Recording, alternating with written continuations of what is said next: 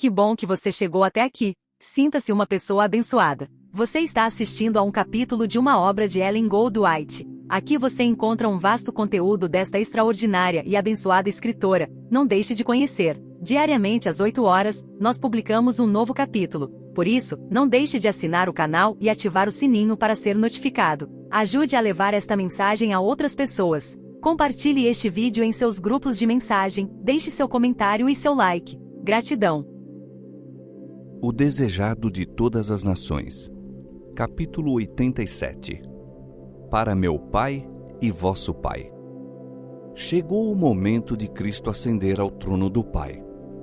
Estava prestes a voltar para as cortes celestiais como o divino vencedor, levando consigo os troféus da vitória. Antes de sua morte, declarara ao Pai: Eu acabei a obra que tu me encarregaste que fizesse. Depois de sua ressurreição, demorou-se na terra por algum tempo, a fim de que os discípulos ficassem familiarizados com ele em seu corpo ressurgido e glorificado. Agora estava pronto para as despedidas. Tornara autêntico o fato de que era um Salvador vivo. Os discípulos não necessitavam mais de relacioná-lo com o sepulcro. Podiam pensar nele como glorificado perante o universo celestial. Como local de sua ascensão, escolheu Jesus aquele tantas vezes consagrado por sua presença enquanto habitava entre os homens. Não o Monte Sião, o lugar da cidade de Davi, não o Monte Moriá, sítio do templo, deviam ser assim honrados. Ali fora Jesus escarnecido e rejeitado. Ali as ondas de misericórdia, voltando ainda em mais poderosa vaga de amor, foram devolvidas por corações duros como as pedras. Dali Jesus, fatigado e oprimido de coração, saíra em busca de descanso no Monte das Oliveiras. O santo Shequiná, partindo do primeiro templo, pousara sobre a montanha oriental como se relutasse em abandonar a escolhida cidade. Assim estava Cristo sobre o Olivete, contemplando com o coração anelante a Jerusalém. Os bosques e depressões da montanha haviam sido consagrados por suas orações e lágrimas. Essas mesmas encostas ecoaram as triunfantes aclamações da multidão que o proclamava rei. Na descida desse monte, encontrara ele um lar em companhia de Lázaro em Betânia. No jardim de Getsêmani, ao sopé do Olivete, orara e se angustiara sozinho. Desse monte devia ascender ao céu. No cume do mesmo pousarão seus pés quando vier outra vez. Não como varão de dores, mas como glorioso e triunfante rei, estará sobre o Monte das Oliveiras, enquanto as aleluias dos hebreus se misturarão com os hosanas dos gentios e as vozes dos remidos, qual poderosa hoste hão de avolumar-se na aclamação: Coroai o Senhor de todos. Com os 11 discípulos, dirige-se Jesus agora para o monte.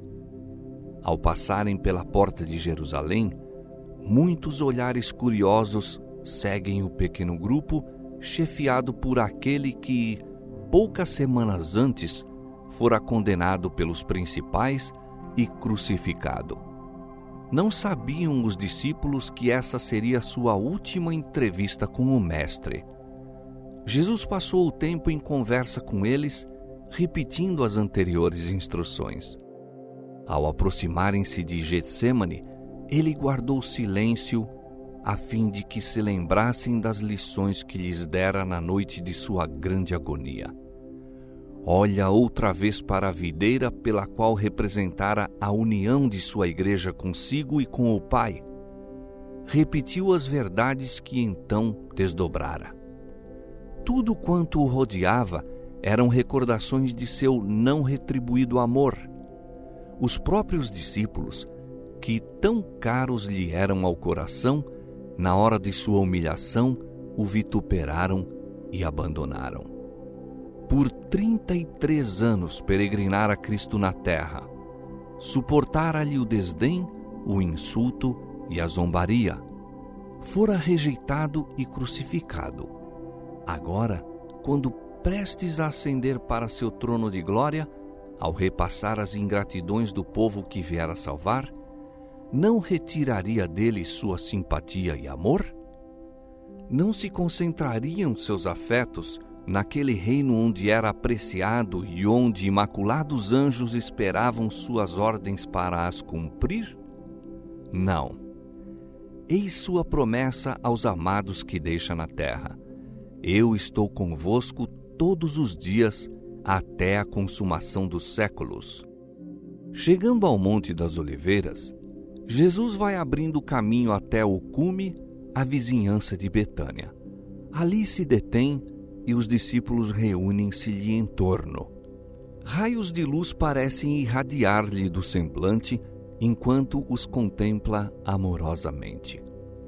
Não lhes lança em rosto suas faltas e fracassos. As derradeiras palavras que lhe chegam aos ouvidos, vindas dos lábios do Senhor, são da mais profunda ternura.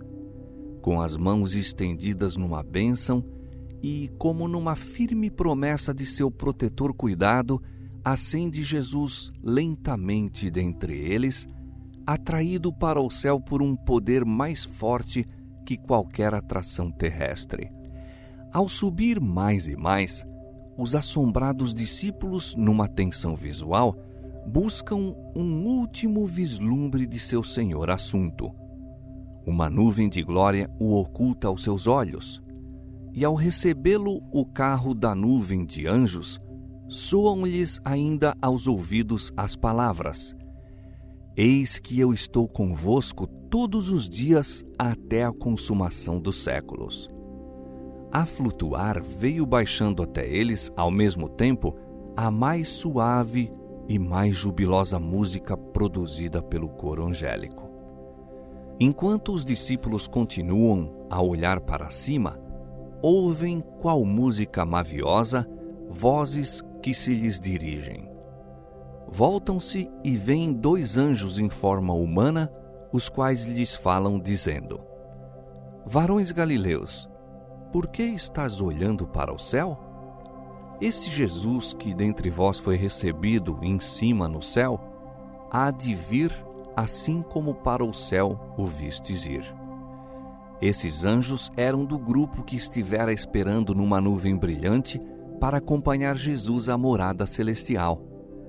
Os mais exaltados dentre a multidão angélica eram os 2 que foram ao sepulcro na ressurreição de Cristo e com ele estiveram durante sua vida na terra.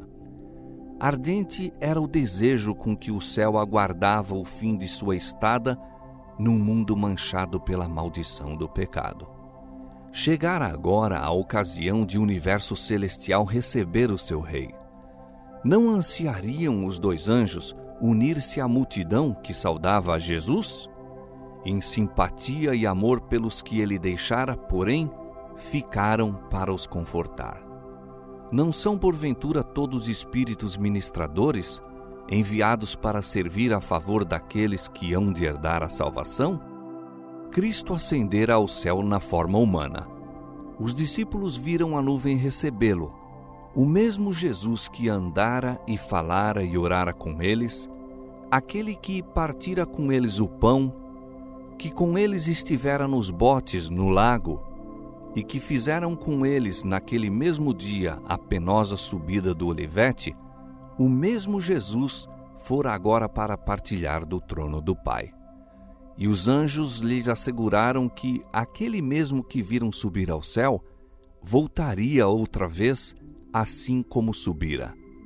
Virá com as nuvens e todo o olho o verá.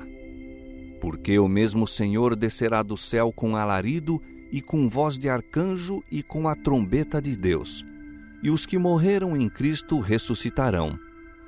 Quando o Filho do Homem vier em sua glória, e todos os santos anjos com ele, então se assentará no trono da sua glória. Então se cumprirá a promessa do próprio Senhor aos discípulos: Se eu for e vos preparar lugar, Virei outra vez e vos levarei para mim mesmo, para que onde eu estiver, estejais vós também. Bem se podiam os discípulos regozijar na esperança da vinda do Senhor. Quando voltaram a Jerusalém, o povo olhava para eles com espanto. Pensava-se que, depois do julgamento e crucifixão de Cristo, se mostrariam abatidos e envergonhados. Seus inimigos esperavam ver-lhes no rosto uma expressão de tristeza e derrota. Ao invés disso, havia simplesmente alegria e triunfo. Sua fisionomia era iluminada por uma felicidade que não provinha da terra. Não lamentavam malogradas esperanças, mas estavam cheios de louvor e ações de graças a Deus. Com regozijo contavam a maravilhosa história da ressurreição de Cristo e de sua ascensão ao céu, e seu testemunho foi recebido por muitos. Não mais tinham os discípulos qualquer desconfiança do futuro. Sabiam que Jesus estava no céu e que continuavam a ser o objeto de seu compassivo interesse. Sabiam que tinham um amigo junto ao trono de Deus e estavam ansiosos por apresentar ao Pai suas petições em nome de Jesus. Em solene respeito, curvavam-se em oração, repetindo a firme promessa: tudo quanto pedirdes a meu Pai em meu nome, ele vo-lo-á de dar. Até agora nada pedistes em meu nome. Pedi e recebereis, para que o vosso gozo se cumpra. Estenderam mais e mais alto a mão da fé com o poderoso argumento: pois é Cristo quem morreu, ou antes quem ressuscitou dentre os mortos, o qual está à direita de Deus e também intercede por nós. E o Pentecoste lhes trouxe plenitude de alegria na presença do Consolador, exatamente como Cristo prometera. Todo o céu estava esperando para saudar o Salvador à sua chegada às cortes celestiais. Ao ascender, abriu ele o caminho e a multidão de cativos libertos à sua ressurreição o seguiu. A hoste celestial, com brados de alegria e aclamações de louvor e cântico celestial, tomava parte na jubilosa comitiva. Ao aproximar-se da cidade de Deus, cantam como em desafio os anjos que compõem o séquito. Levantai, ó portas, as vossas cabeças. Levantai-vos, ó entradas eternas, e entrará o Rei da Glória. Jubilosamente respondem as sentinelas de guarda: quem é este Rei da Glória? Isto dizem elas, não porque não sabiam quem ele é, mas porque querem ouvir a resposta do exaltado louvor. O Senhor forte e poderoso, o Senhor poderoso na guerra. Levantai, ó portas, as vossas cabeças, levantai-vos, ó entradas eternas, e entrará o Rei da Glória. Novamente se faz ouvir o desafio: quem é este Rei da Glória? Pois os anjos nunca se cansam de ouvir o seu nome ser exaltado. E os anjos da escolta respondem: o Senhor dos exércitos, ele é o Rei da Glória. Então se abrem de par em par as portas da cidade de Deus, e a angélica multidão entra por elas, enquanto a música prorrompe em arrebatadora melodia. Ali está o trono e ao seu redor o arco-íris da promessa. Ali estão querubins e serafins, os comandantes das hostes celestiais, os filhos de Deus, os representantes dos mundos não caídos acham-se congregados. O conselho celestial, perante o qual Lúcifer acusara a Deus e a seu filho, os representantes daqueles reinos imaculados sobre os quais Satanás pensara estabelecer seu domínio, todos ali estão para dar as boas-vindas ao Redentor. Estão ansiosos por celebrar-lhe o triunfo e glorificar seu rei.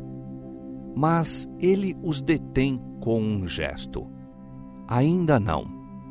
Não pode receber a coroa de glória e as vestes reais. Entra à presença do Pai. Mostra a fronte ferida, o alanceado flanco, os dilacerados pés.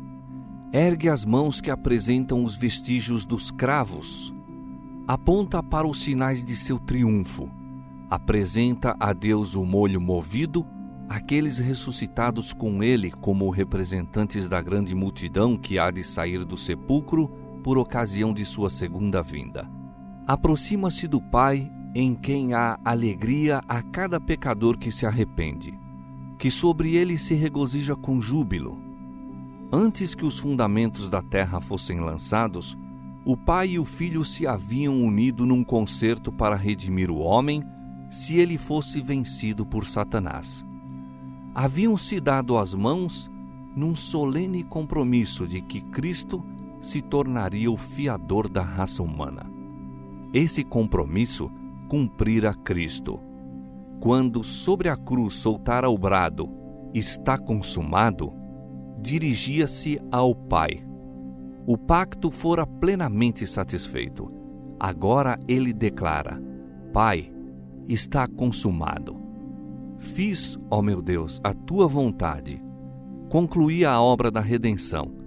Se a tua justiça está satisfeita, quero que, onde eu estiver, também eles estejam comigo." Ouve-se a voz de Deus proclamando que a justiça está satisfeita. Está vencido Satanás. Os filhos de Cristo que lutam e se afadigam na terra são agradáveis no amado. Perante os anjos celestiais e os representantes dos mundos não caídos, são declarados justificados. Onde ele está, ali estará a sua igreja. A misericórdia e a verdade se encontraram, a justiça e a paz se beijaram. Os braços do Pai circundam o Filho e é dada a ordem, e todos os anjos de Deus o adorem. Com inexprimível alegria, governadores, principados e potestades reconhecem a supremacia do Príncipe da vida.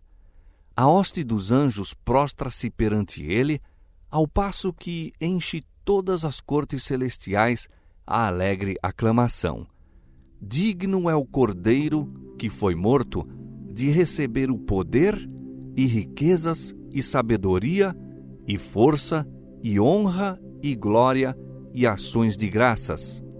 Hinos de triunfo misturam-se com as músicas das harpas angélicas, de maneira que o céu parece transbordar de júbilo e louvor. O amor venceu. Achou-se a perdida.